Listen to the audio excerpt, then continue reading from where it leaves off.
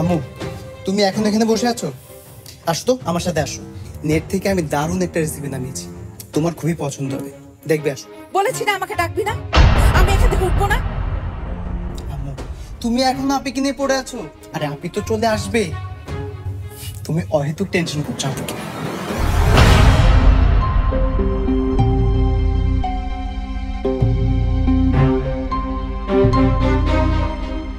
মা ওঠো তো, এই গরমে তো অসুস্থ হয়ে যাবে।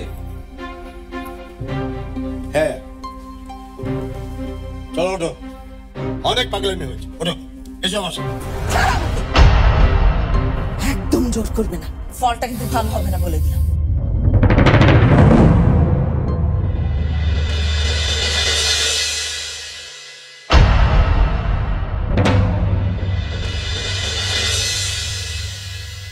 কি ব্যাপার?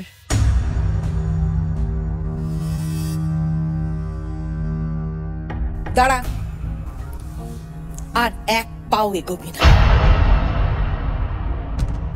তোর আসার কথা ছিল সন্ধ্যায়, আর এখন রাত। আম্মু আসলে আসলে শর্ত নিয়ম কোনো কিছুই তোর মানার ইচ্ছা নেই। নিয়ম ভাঙা তোর কাছে একটা ফ্যাশন হয়ে দাঁড়িয়েছে। আর না, অনেক হয়েছে নিয়ম ভাঙার খেলা।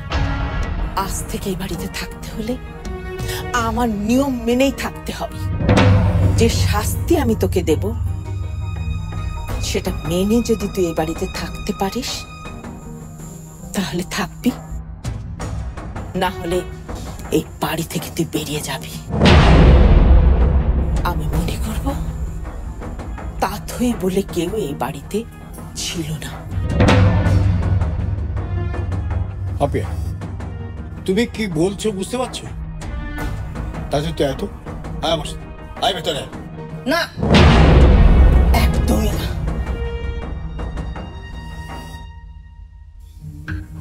তুমিই তো বলেছ এই বাড়িতে তোমার যতটুকু অধিকার আমারও ততটুকু।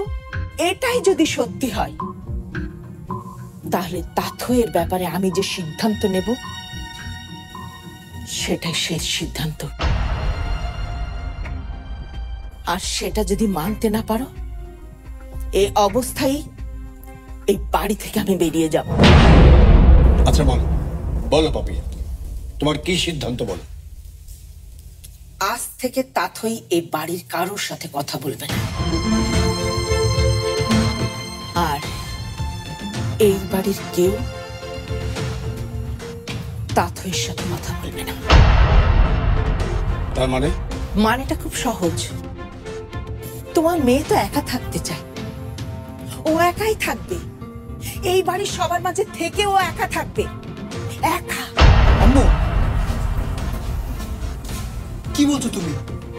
এটা কোন ধরনের শাস্তি? এটা কিন্তু আপির সাথে অন্যায় হয়ে যাচ্ছে।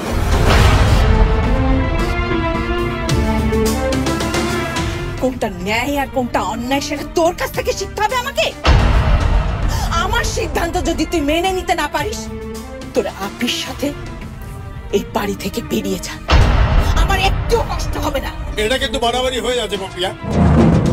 যদি বাড়াবাড়ি মনে হয় তাহলে বাড়াবাড়ি, তবে কান খুলে শুনে রাখো এটা শুরু। আর কারো যদি তাথইয়ের দেয়া শাস্তি মেনে নিতে কষ্ট হয় তাহলে এই বাড়ি থেকে বেরিয়ে যেতে পারে।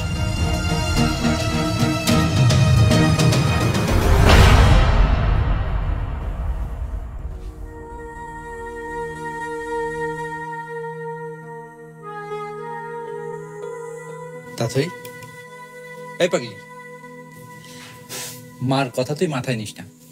দেখবি রাগ ঠান্ডা হয়ে গেলে সব ঠিক হয়ে গেছে। ঠিক আছে? হ্যাঁ হিমেল ঠিকই বলেছে, অনেক রাত হয়েছে।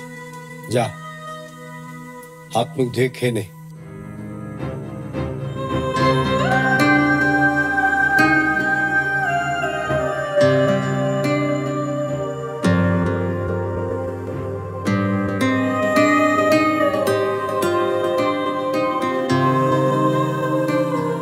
আমি আপিকে চিনি, আমি জানি ও আর কারোর সাথে কথা বলবো না।